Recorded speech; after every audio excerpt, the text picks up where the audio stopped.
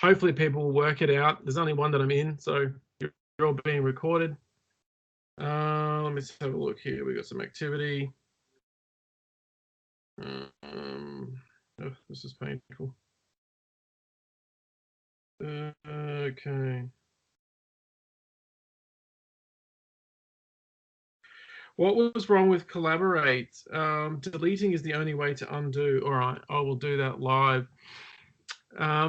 Well, welcome everybody again. So I will just go back to the other meetings. There are two. It says there are two here. The one, we're in the right one now. So I don't know. I think the other one's finished now. So I think people can only go into that one there.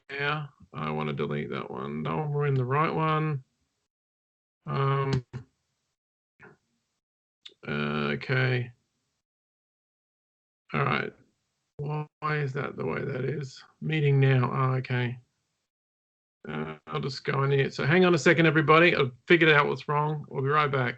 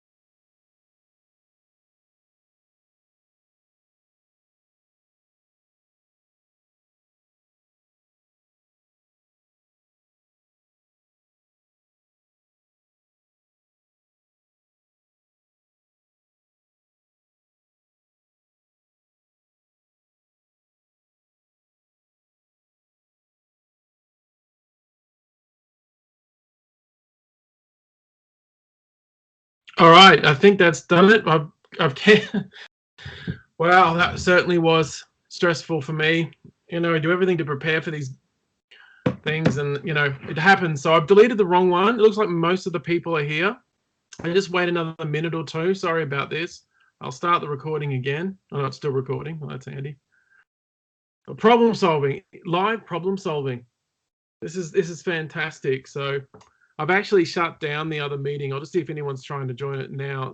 It shouldn't be there. Yeah, saying it. It still says that one's there. That one shouldn't be there. Hang on. Oh my God. All right, I'm just gonna have to keep going.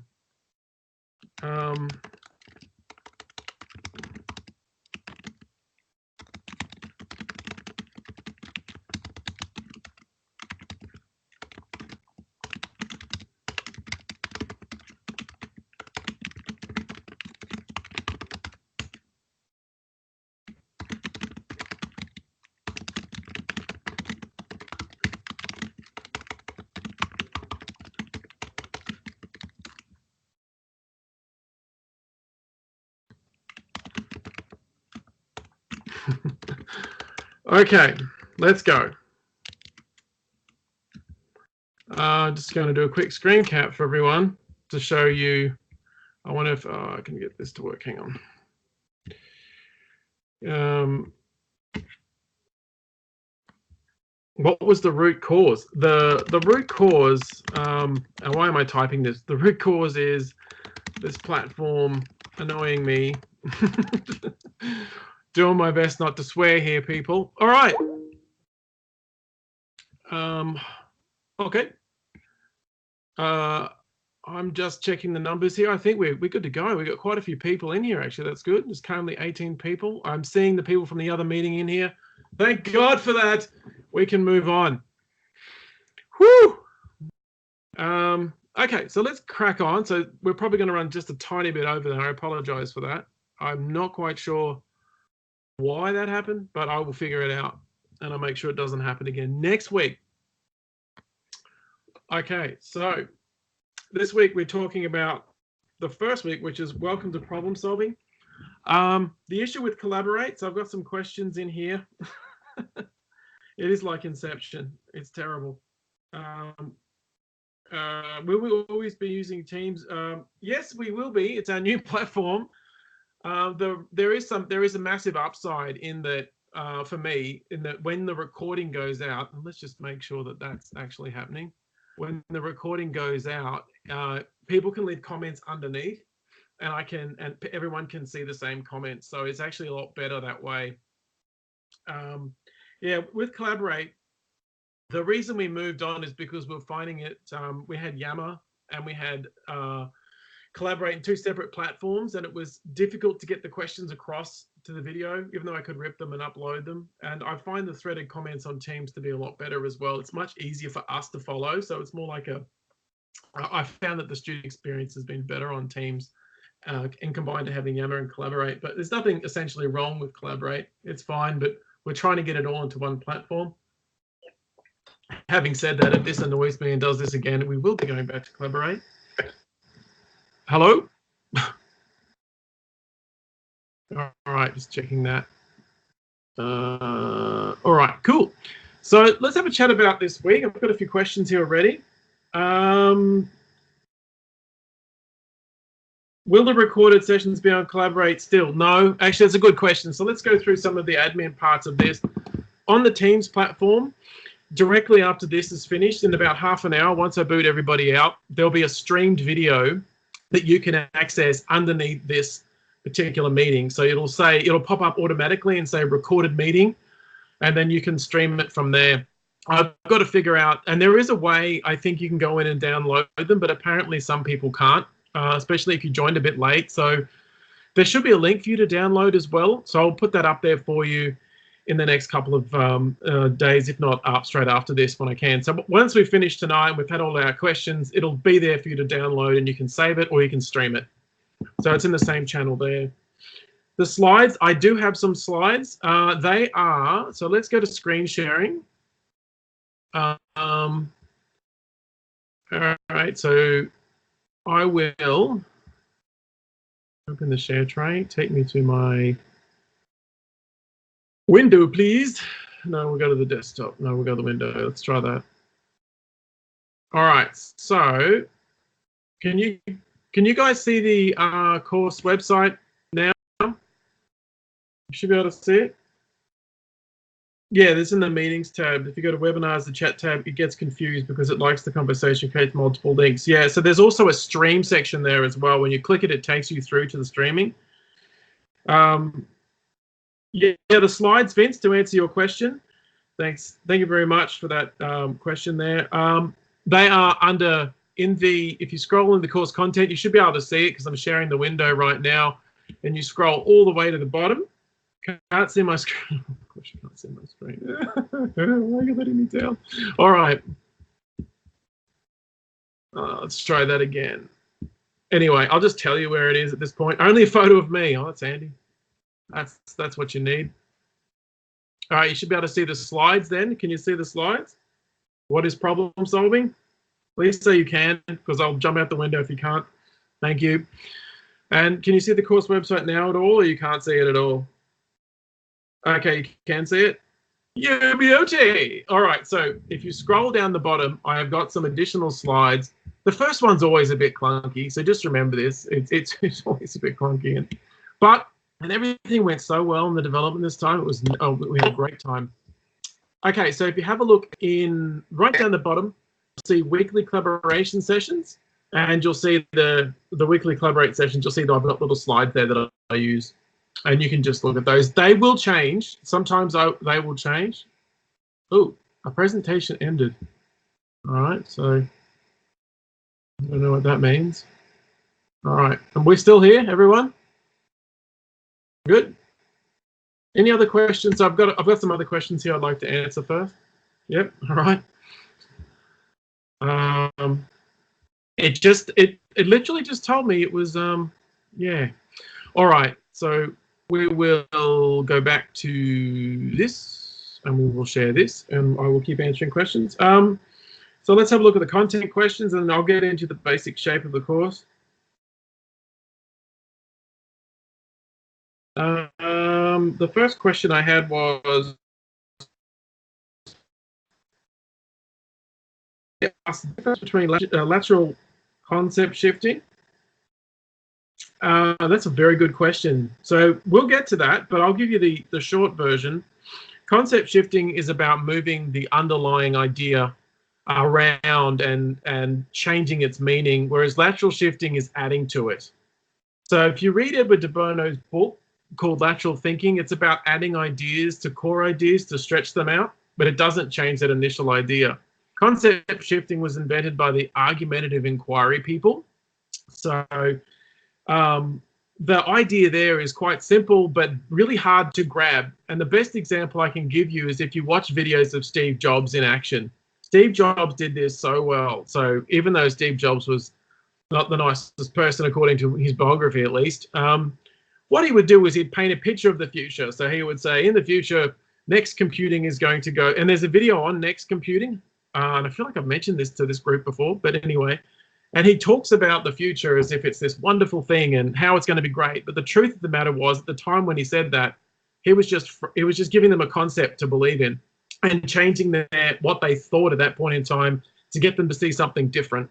So even though you could argue it's the same sort of thing as lateral shifting, it's better to, I like the lateral thinking. It's more like you have this concept in your head about the way things are, and then someone comes along and disrupts that with a better or different view.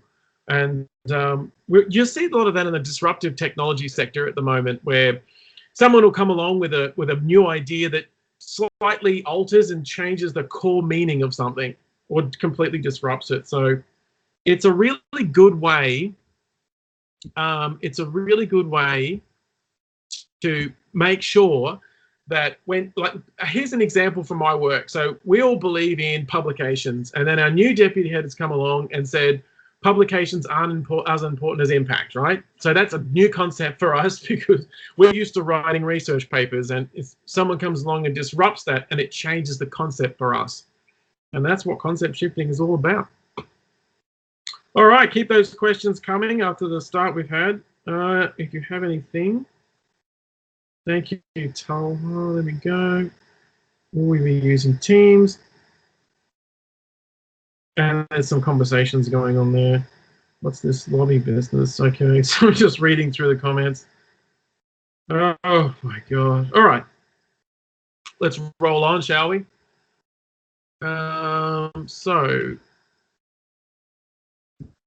All right, so now we're going to go through some of the basic concepts here. I can see your questions while I'm watching this.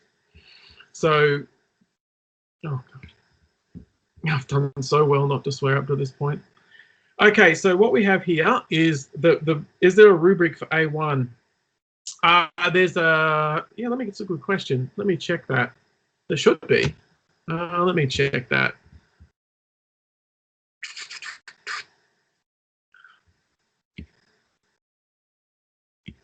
It's not live yet. Is it not live? There should definitely be a rubric for that.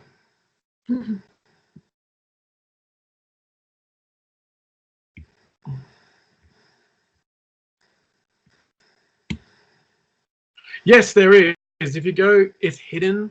Oh, dude.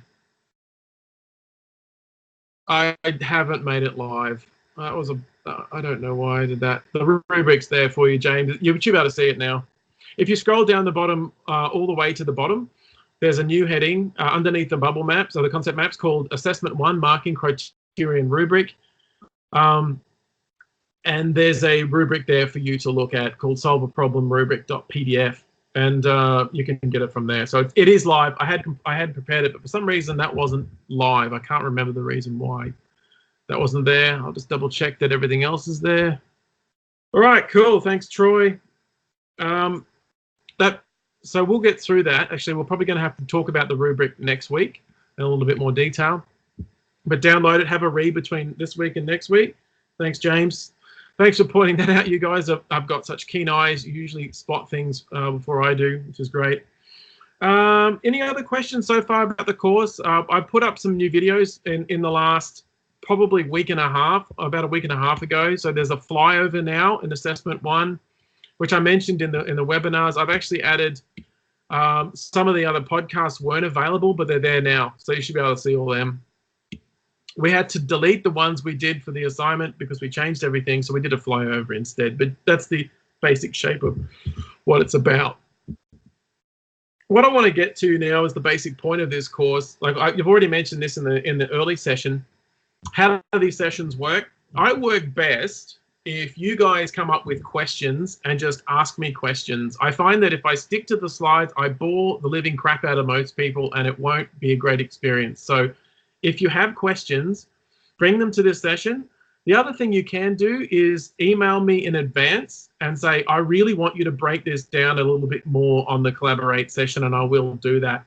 This course is a little bit more of a hobby for me because it's something that I developed over a long period of time. So it's something that I'm really close to. And the biggest problem I have is I say things and just shove them out there and people don't understand what it is that I've said, or I've said something from a different background that they're not familiar with, like concept shifting, for example.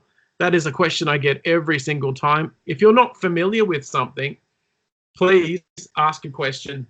I guarantee you at least 15 or 20 other people will be having the same question. So by all means, that's how these sessions work best. It's really good for you to ask questions, and I won't ever shame you out or say things like, hey, look, that question sucks. I'm not going to say that. And even if it's something I disagree with, I will still answer it. So, but please, if you want more information about a section of the module that you didn't understand, like I'm sure, so I've allowed 2 weeks for the validated learning and creativity part because that stumped everybody last time. If we go through this time and you think, I don't understand this model that you're using, I will break it down. And remember, these sessions, even though they do go for an hour, you don't have to hang around. They are recorded. You can leave anytime you want to, and you can ask questions later. What the hell are you talking about? Yeah, that's the other thing. Katie's really good for gifts. She took over the role from Nicole when she left. I figured out when you and Nick are talking about frameworks and problems being not separate to us, it resembled a lot of the times in the sustainability lectures. You know, that's a good point because I just did that course as well. The gift feature is new. Yeah. So yeah, you're right. And we have I would say we have a European way of looking at it. We don't think of it in terms of, because I was trained by European people, so they think about frameworks as being subjective. So you're right about that. It's a good point. Not sure what has happened, but now I see a large box for chat in the video and a small box left. I click on the box and I lose the chat. Let's have a look. Let me stop sharing for a second. I wasn't sharing. Stop, it keeps stopping. Oh yeah, that's right. If you click, yeah, thank you. You beat me to it.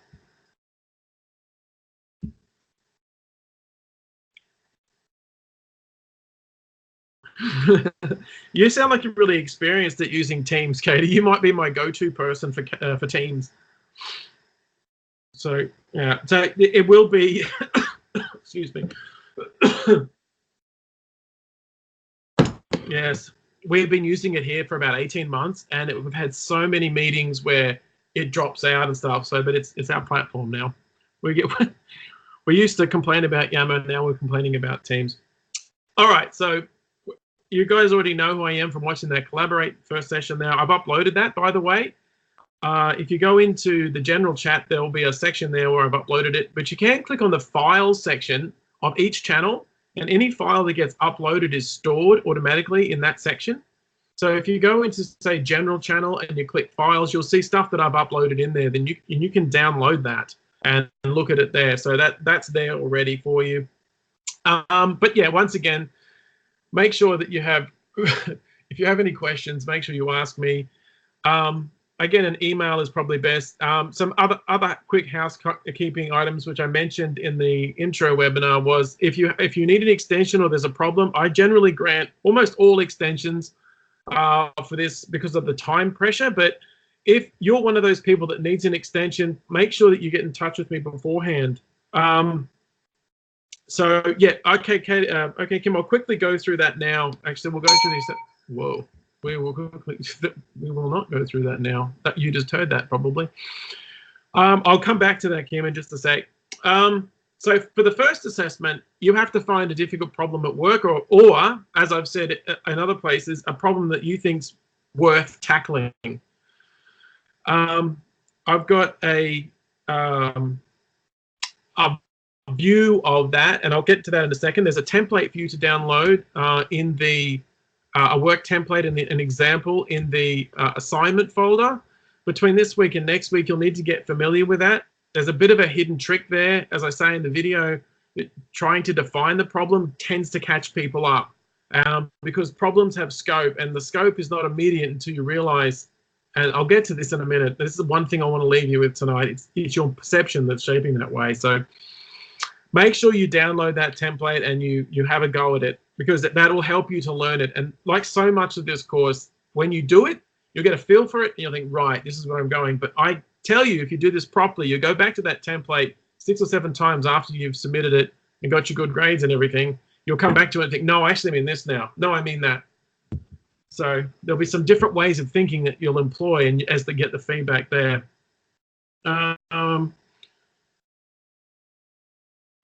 This chat thing's driving me nuts. Where are you? Where did you go? I have a question. Where is it? Come back, come back. All right. Is it advisable to consult with possible stakeholders in assessing and diagnosing the problem in assignment 1? And should this be identified in the report template? Okay, just say this straight off the bat, get as much feedback as you can.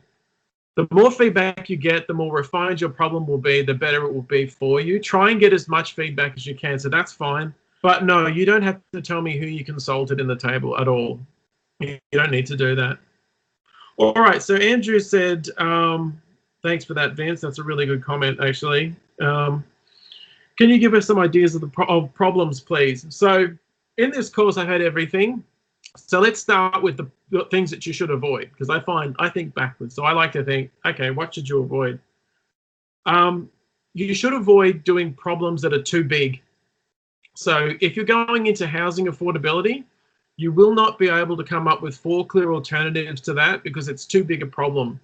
So things like interpersonal communication problems at work, developing strategic direction, those kinds of things are on the borderline, but they'll be acceptable. So here's some examples that people have done previously. We've had people doing, developing a new concept for existing customers in a bank. So a couple of semesters ago, somebody came up with an innovative strategy to generate more interest in banking products, and they did it based on existing customer data, existing customer relationships. That was one.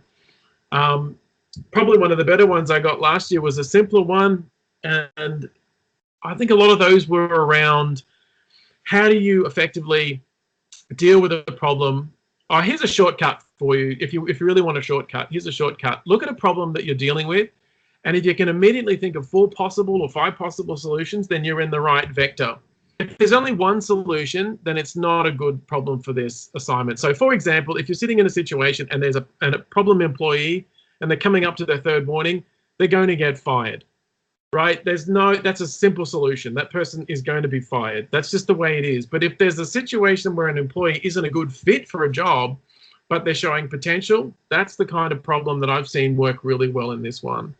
So Andrew, if you have any ideas as to what your problem might be, I'd suggest you write it down and send it to me, and then we can have a chat about what, if I think it's too big or too ugly, or if it's not going to fit on that. But remember, you're looking for a problem. That's why the second table of the second part of the table has 4 alternatives in it. So, so not world peace, definitely not. So yeah, Andrew, check that out with me. Yes, I would totally agree with what Jordan says. I would say the benefit in this course and all of the MBA courses so far, but particularly this one, is the peer-to-peer interactions. Don't be afraid to share your ideas with a group here. There's some people in here that have had a long time in the workforce and have some good experience. So they range from senior, middle to often extreme senior management, and entrepreneurs, teachers. We've got all kinds of people here, and they will give you perspective. So that's the idea of the second assignment. And I'm getting to a question, Kim, I didn't forget. Paul says, should we do both pros and cons in the map? You don't have to, but I find that people find that easier to access the map. So when you've got a rough idea of your solution, so you'll think, okay, you might, I like to use what they call causal maps or put in causal elements because I'm an academic, right? So that's the way we think. So I'm thinking, okay, how can I explain how everything's connected? So I'll do it that way. So I'll put the problem in the middle and then I'll just draw a million bubbles around it with pluses and minuses and stuff like that. But what I've found over the years is that a lot of people like to put positives and negatives when they're making a decision. And one of the most powerful and often used problem-solving techniques is pros and cons, all right? So, or the dialectic, if you want to think of it that way from a philosophical point of view. In other words, you look at the positives and negatives at the same time, it primes your brain to be able to think of better ways to frame a problem. I'm not quite sure why that is, but there's a lot of science now coming out about neural plasticity that talks about your brain's ability to synthesize information. So why I recommend that if you can't start the concept map and you're stuck, draw up a table like on a piece of paper or something that says pros and cons, and then turn that into your map, because it shows me that you've still done the work and it's a good map. Because a lot of people are not necessarily free-flowing creative thinkers. They need a place to start. And if that's a place for you, you can use that. So you don't have to do it, but it's advisable that if you're stuck, start there. So yeah, you don't have to, but I've just put those examples up because they're the simplest ones. But you can Google concept maps and mind maps and find ones that aren't so linear like that if you're more of an adventurous thinker. All right. All right, so let's get to Kim's. So what you have to do for that first one is a template and a concept map. Between this week and next week, if you can have a crack at that template, people have already started posting their problems to Teams. By all means, do that. I will contribute if I think I've got something meaningful to add, or I'll help you out if I think it's too big, so that you can have a fair crack at the assessment there. So again, if you're too nervous or shy, email it to me, or use the chat facility in Teams. And some people have already done that. And I find about 85-90% of people in this course will, or in any other MBA courses, will sit in the background and think and not contribute because they're too shy or they prefer to take information in. If that's you, that's fine. You can send it to me privately, but I guarantee you that even if you read through the feed and you go through that process, you'll do better than most people that don't have the time or don't do it. That's just been my point. So to get to your point, Kim, your question. What was your question? Not to jump the gun, but for A2, are we reviewing someone else's A1? Yes, you will be. So you will automatically be lobbed into a group. You won't have to communicate to them except for once. That person will ask for information, or I'm hoping, but let's just be realistic here. I'm hoping that it will automatically be sent to you. I'm trying to get them to do that, but I'm not sure. And you've got a feedback template that's up on the course website you can have a look at, and then you give them some feedback. And I've said to everyone in the course, you get 5 marks for doing that, and you've got to do it for 2 people. Why? Because feedback shapes the definition of a problem. If you've read module 1, you'll know that there's a lack of feedback in Herbert Simon and Newell's model. It's, as we all know, feedback is really important, and the earlier you get feedback, the faster you'll know whether something's going to work. So it's deliberate. So a lot of you will do that second one and you'll think, oh, it doesn't work, it sucks. That's what I should expect, and there might be some changes in your final solution. Then what you have to do for this one is put that feedback down on a piece of paper and tell me, this is what I changed, this is what I didn't change, and this is what I think.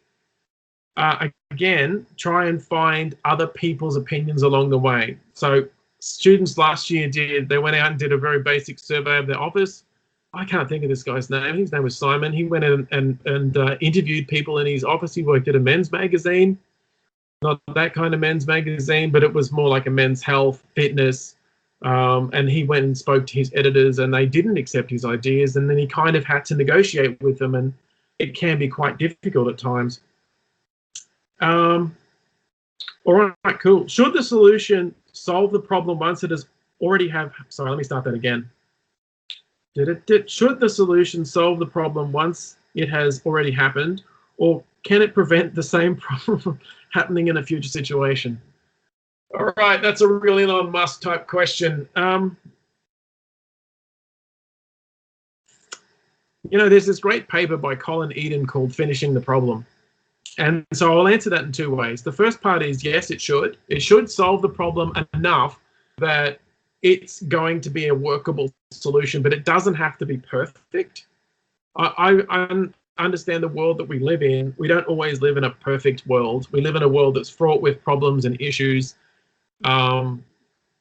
We have a world that's difficult to sometimes to navigate, and there's complexity involved in complexity in everything we do.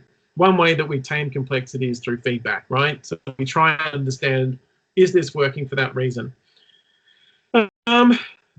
The solution can, on the highest levels, that's the first answer. So I'm not expecting it to, but on the highest level of problem solving, so in module 1, when we talk about dissolving a problem, which is changing the conditions that cause the problem to exist, that's what you're getting at, James. That's high level problem solving. So when you can do that as a manager and you can come into a situation and remove the tension that creates the problem and remove that, hindsight's incredibly important. Yeah, so when you can remove that tension and the problem no longer exists, that's what you're going for. But in reality, it's not always possible because of stakeholder interactions, political situations, and also because of power games and things like that. So it's important to keep that in mind. But that's a good question. That's the goal. We want to create problem solving that eliminates the need for it ever to be investigated again. And we do that by changing the system, changing the rules within the system so that it delivers a different output. More on that later.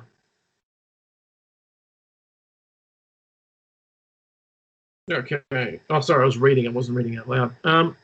Yeah, that's right. That last comment, Talha, that's correct.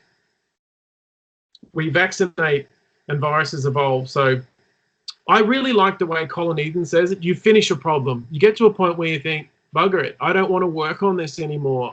I'm done with this. It's good enough. And it might be 80% or 90%, but it's very rarely 100%. There reaches a point where you don't have any more resources. So that's a realistic thing that can happen. And life happens too. So viruses evolve. Like there's 4 in the flu vaccine this year. There were 4 viruses. For those of you that have had it, not the flu, the injection. All right, next bit. Let's try the next part. Right, this part. What you then have done. So you've now got the feedback right.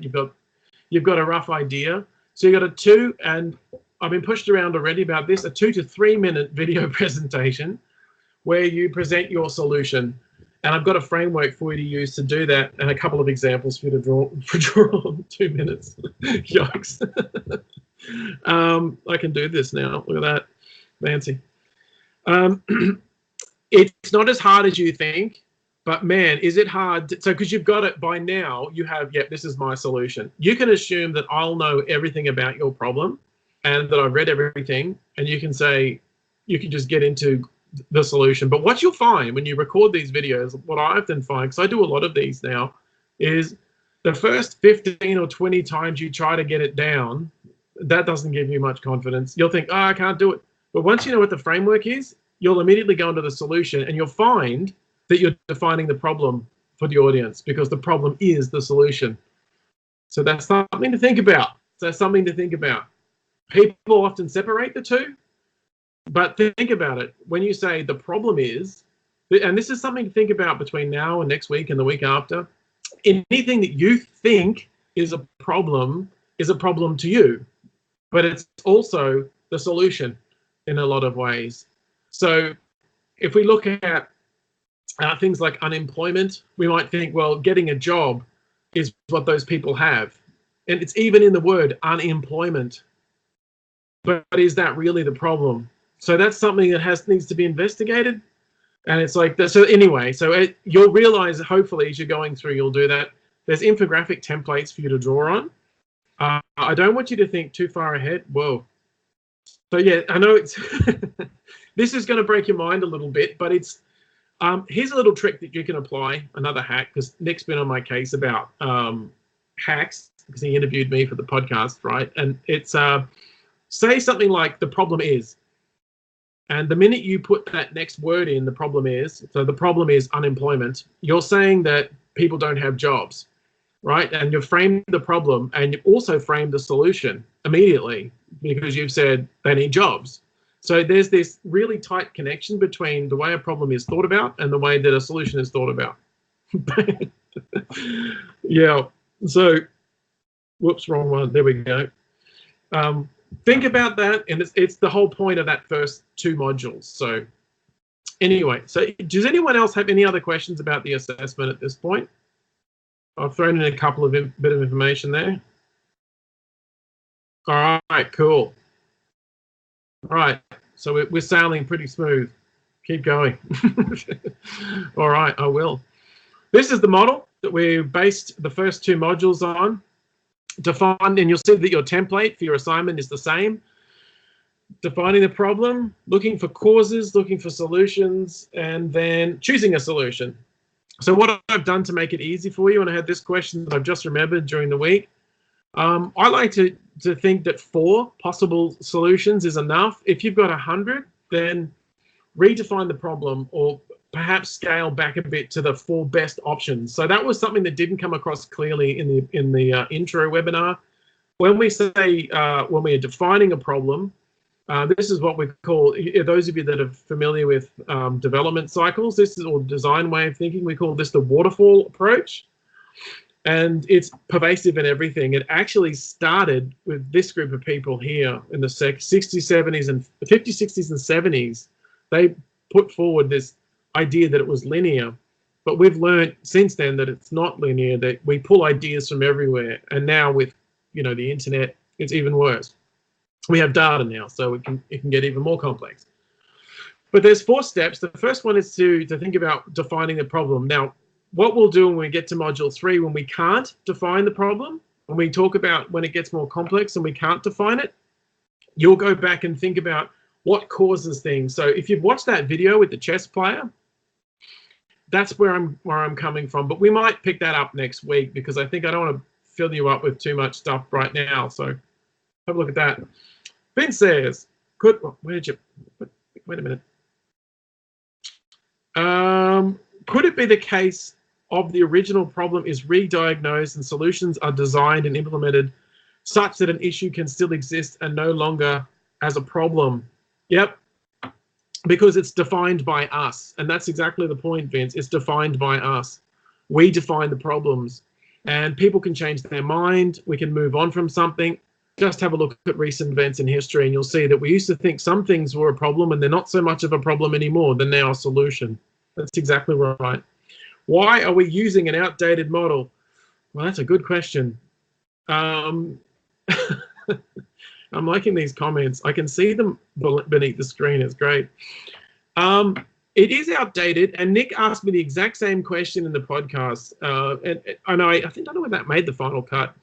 It's because it's a pervasive model. It's in everything, and you will actually go out now into industry, and I guarantee you, any of you that you do this, if you type in creative problem-solving process into Google or how to solve a problem, you'll come across these 4 steps. What I add to that, to kind of give it a twist, is this bit here, which is to bring in different levels of problem solving. So, and these ideas are still new. There's a book called Liminal Thinking, which I'm just about to read, which is based on an old theory. And we cover liminal thinking in module 3. I've read the theoretical version of it.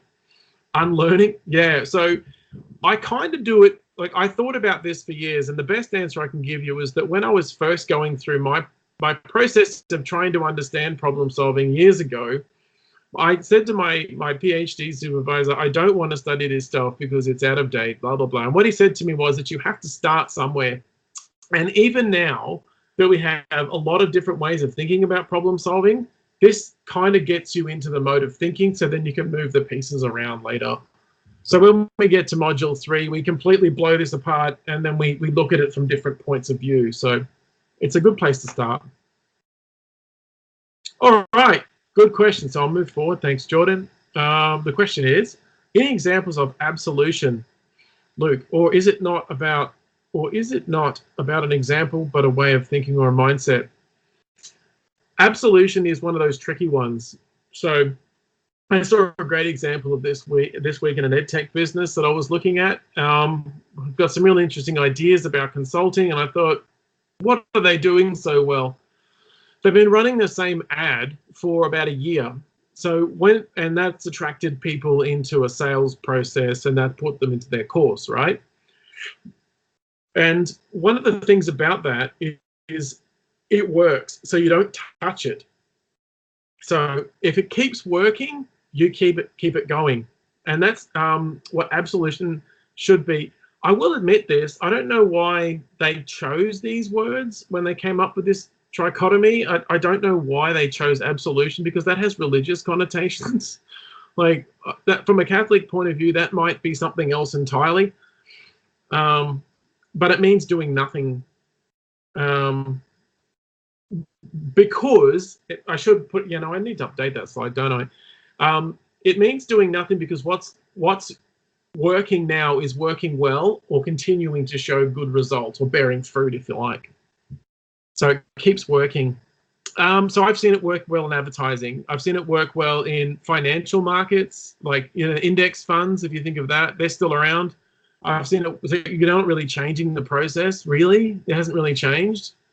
It works well in situations where the process is at a level of improvement that it can't either get any better because of other constraints like timetabling systems and stuff like that.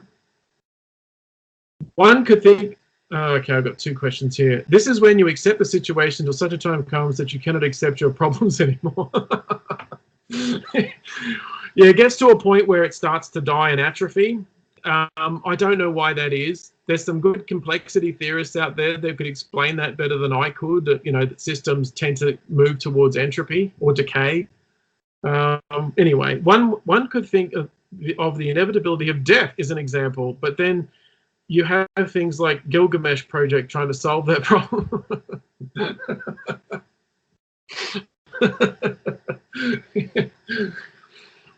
I don't know how to answer that effectively, but I'll give it a laughing, a sad face because you're talking about death. Like a solution will make it worse. Yes, that's right, and that's a very good point. That point is really understated, what you said there, because often we think of disruptive innovation, and we hear this all the time now here. It's the biggest thing in higher education at the moment, disruptive technologies. What's happening? Well, I don't know what's happening. But things suddenly change, like in the music industry, they suddenly changed. Is it better? I don't know. Artists wouldn't think it was better. Some artists would think it would be better. Creative United Breweries employed the theory of absolution and advertising VB. Yeah, I can hear the ad in my head. That's a perfect example, Vince. That's a perfect example. And I think the way that, while we're on the subject of beer, the way that craft breweries advertise themselves through underground networks and judging competitions and stuff, that's an example. It hasn't changed in 30 years. So they all do the same thing. They put live bands on, people turn up, drink beer and love it or whatever. You see this in wine judging competitions, it's a controversial one because it's highly subjective. Probably links to my comment. Okay, so you guys are, why would one want to prolong life indefinitely? This is getting very reflective, and I agree with you, Jordan. So that's a thumbs up for me. I absolutely agree. I don't know either. So, all right. So then we got negotiation or resolution. You can use the word mediation there as well in the middle one, and reframing or dissolving problems. And there's a whole book on that now. I noticed there's a couple of other books. If you're really into that and you really get into it, the best one ever is The Art of Problem Solving by Russell Ackoff. That's a really good read if you can find it. There's other ones that have been built on top of it. There is literally a book called Dissolving Problems that came out last year, the Liminal Thinking book. Good old Ackoff. Yep, he gets flogged in my courses. The goal here is to try and change the problem so that it can't occur again. So that's what I want to leave you with in this section, is to think about your problem in your assignment and think about, like, you can have an absolution solution to it. If you think an absolution solution, you can have absolution as your strategy if you think it's going to work, and explaining it why. And it's a tough sell, but students have done it successfully before. You can do that. Resolution is where most of us go to, and that's an adversarial system. So that's like judgment. Think of a judge and having to make a decision for you there. Anyway, so they're the main ones that get questions about it. We talked about thinking laterally. Thinking laterally is really important. So this actually came about through brain science. When what was his name? Edward de Bono was coming up with this. He'd had a kid, and his kid was like 2 or something, and he realized that children didn't have the same boundaries to creativity that we had, and that we see what he calls recursive patterns. So if you've heard of neuro-linguistic programming, this is the same as the pattern interrupt. So the pattern is formed in a certain way in your brain, and now we know it's formed as electronic signals in your brain. You can disrupt that to get a better understanding of the way that you see things, because it's human nature to create like a filter bubble around ourselves, you know. So this one's really important, and this one's very easy to practice. If you look at the way that you've always thought of something, and you think, okay, we teach people by going into a classroom and putting things on a blackboard. This is the example that he uses from his book. And then we decide, okay, this doesn't work. What's another way to teach people? How can we add stuff to this? So adding, you know, simple examples in the book include, so how we can have like constructivist learning, or people are sitting around in circles and they're sharing information and learning from each other. Social learning. We can have, we can make it so that people don't leave the classroom until they solve the problem. And all those kinds of, hopefully won't get to that stage. And so anyway, it's breaking the pattern and then putting something in the middle of it so that the core thing doesn't change, but the pattern adjusts and your brain starts to think about it differently. So here's an example for you if you want to try this at home. If you get onto the, oh, no way, that would have been great. Now I'm jealous. You've had lectures with Edward directly. That's fantastic. You want to try this at home? Next time you get a sales call from someone and they say something like, someone in your family suffering from a heart condition? Just say, no, why do you ask? And they just don't know what to do with that. Or you can break sales scripts this way, because sales scripts are a disruptive pattern, but you can counter it with your own disruptive pattern. When people ask you questions and you don't like the answer, you can ask another question in return. So these are just different ways of thinking. Brainstorming, we've all been victims or benefits. I shouldn't say victims, should I? We've all been beneficiaries of brainstorming. And you guys can practice this one. Anyway, this is in the recording, so I'm going to move forward a little bit. This is what Sufi masters or monks do, interrupt patterns. Yes, and that's one thing that I kept hearing, that this is very, it can be a very Buddhist way of thinking, and different kinds of things as well. Looking at ways of thinking. Got him to sign the book. Ah! Having a fanboy moment over here. But anyway, getting back to the previous question, you can do these kinds of things. But yeah, they do that contemplation, looking at a pattern. I drive people around me nuts because I'm constantly wondering, why do we do it this way? Is there a better way? And it gets tiring. It does, believe me. Boom. And I'm going to put a sad face on that one because I wasn't there, and that was a very good question. So that's the wrong one. Okay. But yeah, so that's challenging those patterns. So we get into formulaic patterns, and one of a manager's jobs, I think, the most important job, especially, and I feel sorry for a lot of you that are in middle to senior management at the moment, because there's a lot of constant change. There's new things coming out. So how do you judge which things are going to be the best fit and not the best fit? So now you have to add to brainstorming and, you know, all of these thinking laterally ones. You have to add stuff like this, looking at what's happening, what are the patterns, what do the patterns mean, and then how do you fit that into what you're doing, you know? So think about those things as you're going through, and have a look at all of these different kinds of concepts and go back and have a listen. But I just wanted to further clarify this one. If you want to see a good, like concept shifting, and the reason why I've added this in there, there's a paper, I think, in the readings, Conjecture First Problem Solving, is I like this one because it's about different ways to think. And that's what the heart of this course is really about. Like, how do you think about problems? And how does your thinking influence the way in which you act? So you know when you've hit something on the head, right? When you disrupt the way people think, and like what Talha was saying before, you like the monks, you kind of look at it and you think, what's a different way of analyzing this? What's a different way of saying this? So if you might think of, like, if something's not working, right? So if a problem emerges, what's the best thing to do? Well, we know from Ackoff that the best thing to do is to remove the conditions that cause the problem.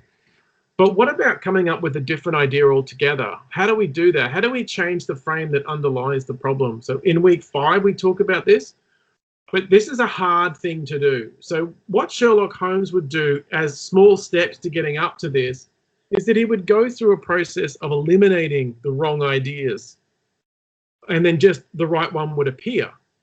So if you look at the way that it's written in the older sort of books, it was like elementary, my dear Watson, you know, all that stuff. Other than taking copious amounts of cocaine and drinking and playing the violin, one thing that Sherlock Holmes would do was that he wouldn't give into defining the problem immediately. And that's what concept shifting is all about. And here's a simple way of explaining it. When you're looking at a problem, deliberately try and look at it from alternate perspectives at the same time. A shorthand for this might be, if there's a staffing problem at work, like there is at Griffith, the answer would be, let's hire more people. But if, you know, what's another solution? Well, let's change the way we teach. Let's teach together. Or what's another solution? Let's close the university. You know, so there's different frames that you can use, and I found this to be the most effective and optimal way. But don't panic, because this is also the same model that's used in module 3. It's just called creative problem solving. So this is very hard to do. So that's what Sherlock Holmes does, is that he comes up with a working concept after he's eliminated everything that it couldn't possibly be. Bit hard to get your head around that, but we talk about the problem of perception in another week, and I might just, I think we've almost got there on time. I wanted to finish up by sort of pointing you to the idea of perception a bit earlier. So when we get to week 3, module 3, we talk about creativity and perception in a little bit more depth, and we talk about ways in which perception influences problem solving. So before you leap into that, if you've read ahead, you'll see that there's a model called Expanding the Pie, and a paper there that's linked at the bottom. I learn on Duolingo like that sometimes, yeah, and that's probably why I've started trying to learn Italian on that. Didn't get very far, but there's in language learning, there's this thing called the immersion philosophy that was started by a group out of Yale, Pierre Capretz's group out of Yale, and it's very effective. Once you get into it and you're around it, it sinks in. Why did I delete the section on wicked problems? How did you know I deleted it? No, I mentioned that in the webinar, didn't I? I deleted it because there wasn't any assessment about it, so it didn't link to the assessment items. So it was, you know, it was. Are they better behaved now? They're not as wicked. They are tame problems.